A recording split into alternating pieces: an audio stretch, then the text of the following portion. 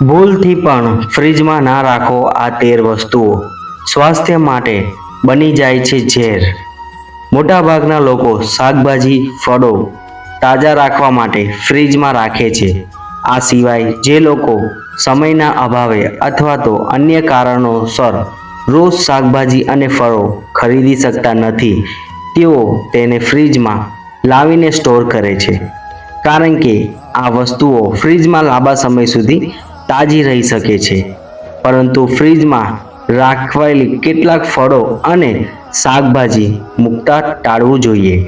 કારણ કે જો આ ફ્રીજમાં રાખવામાં આવે છે તો તેનું ફૂડ પોઈઝન પણ થઈ શકે છે. તો ચાલો જાણીએ અને તે વસ્તુઓ વિશે જે ભૂલથી પણ ફ્રીજમાં ન રાખવી જોઈએ. મિત્રો, વિડીયો ખૂબ જ મહત્વનો છે. અંત સુધી જોજો અને ગમે તો લાઈક જરૂર કરજો અને ચેનલને સબસ્ક્રાઈબ કરજો અને કોમેન્ટ બોક્સમાં જય માતાજી જરૂરથી લખજો. તો ચાલો વિડીયોની શરૂઆત કરીએ. નંબર 1, ટામેટા. આરોગ્ય નિષ્ણાતો જણાવ્યું અનુસાર ટામેટાને ફ્રીજમાં સંગ્રહિત કરવા ન જોઈએ. જો તમારે ટામેટા સંગ્રહ કરવા હોય તો તેને રૂમના તાપમાને રાખો. વાસ્તવમાં ટામેટાને ફ્રીજમાં રાખવાથી તેનો સ્વાદ, રચના અને સુગંધ બદલવા લાગે છે. અને ટામેટા એક એવું શાક છે જે પાક્યા પછી જ ઇથિલિન ગેસ છોડે છે, જે શાકભાજીને ઝડપીથી પકાવે છે. તેથી જો તમારે ટામેટા રાખવા હોય તો રૂમમાં જ રાખો. નંબર 2, લોટ. ઘણી વખતે ઘરમાં જોવા મળે છે કે સ્ત્રીઓ ઘણીવાર લોટને ફ્રીજમાં રાખે છે જ્યારે તે વધુ પડતું ગૂંથાય છે. શું તમે જાણો છો, તમારી આ આદત તમારા સ્વાસ્થ્ય માટે હાનિકારક બની શકે છે. ફ્રીજનું તાપમાન ખૂબ જ ઓછું છે. બીજી તરફ ભીના લોટમાં આથો આવવાની પ્રક્રિયા ઝડપથી શરૂ થાય છે, જેના કારણે ફ્રીજમાં રાખવામાં આવેલ લોટમાં અનેક પ્રકારના બેક્ટેરિયા અને હાનિકારક રસાયણો ઉત્પન્ન થાય છે. ફ્રીજમાં રાખ્યા પછી તેનું સેવન કરવાથી તમારા સ્વાસ્થ્ય પર ખરાબ અસર પડી શકે છે.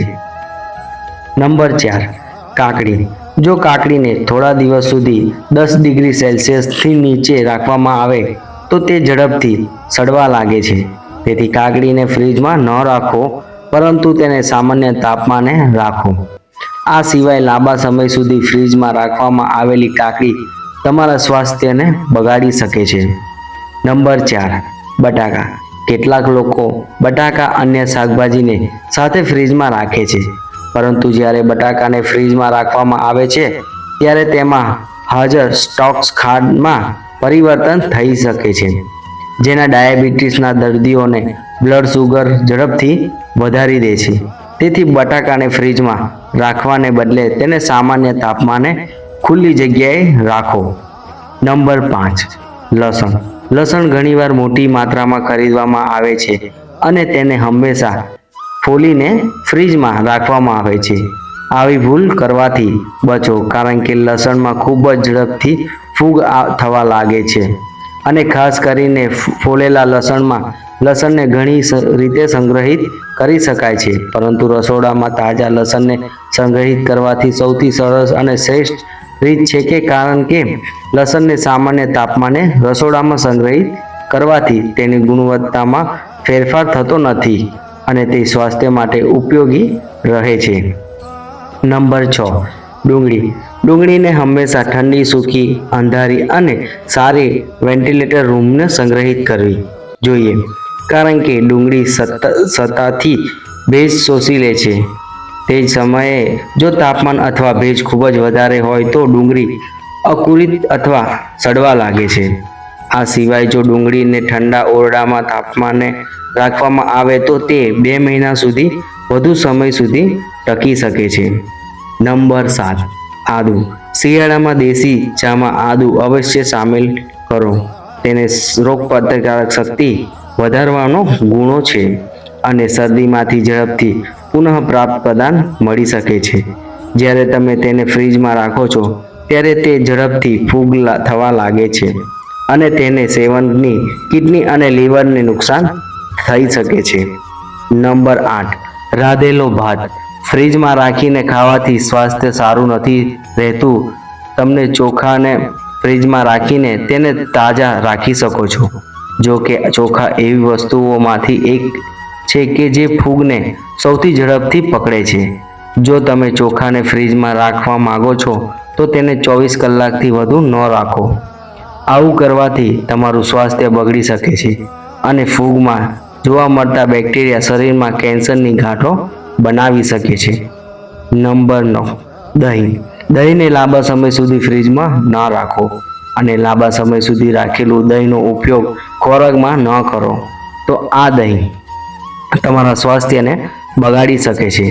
દરરોજ તાજું દહીં ખાવાનો પ્રયત્ન કરો. જો દહીં ખાઈને પછી વધે તો પણ કાઢી અથવા તો દહીંની તીખી ભાખરી બનાવીને ખાઓ. વાસી દહીંનો સીધો ઉપયોગ તમારા માટે નુકસાનકારક સાબિત થઈ શકે છે. Number 10, bakery. બેકરી ઉત્પાદનોને ક્યારેય ફ્રીજમાં ન રાખવા જોઈએ. ઘણા લોકો પેસ્ટ્રી, ચોકલેટ અને મીઠાઈઓને સ્ટોર કરવાની આદત હોય છે. ખાંડ, લોટ અને હાઇડ્રોકોર્બિક બનેલા આ બેકરી પ્રોડક્ટનું સેવન કરવાથી તમને હૃદય, કબજિયાત, હાઈ બ્લડ પ્રેશર અને ડાયાબિટીસ જેવી બીમારીઓ શિકાર બની શકો છો.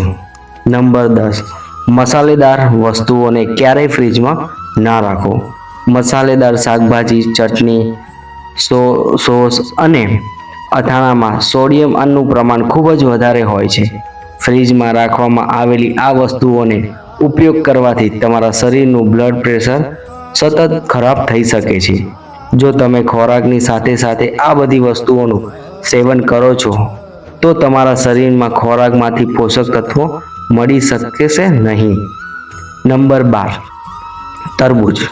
તરબૂચ એકમાત્ર એવું ફળ છે જેને જો ફ્રીજમાં રાખવામાં આવે તો તે ઝેરી બની જાય છે.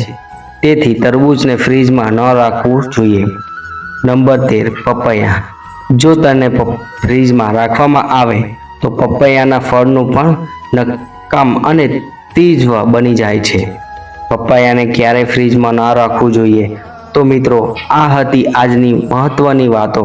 મિત્રો, જો તમને આ ચેનલમાં નવા હોય તો ચેનલને સબસ્ક્રાઇબ જરૂરથી કરજો અને લાઈક, શેર અને કોમેન્ટ કરવાનું ભૂલતા નહીં. જય માતાજી.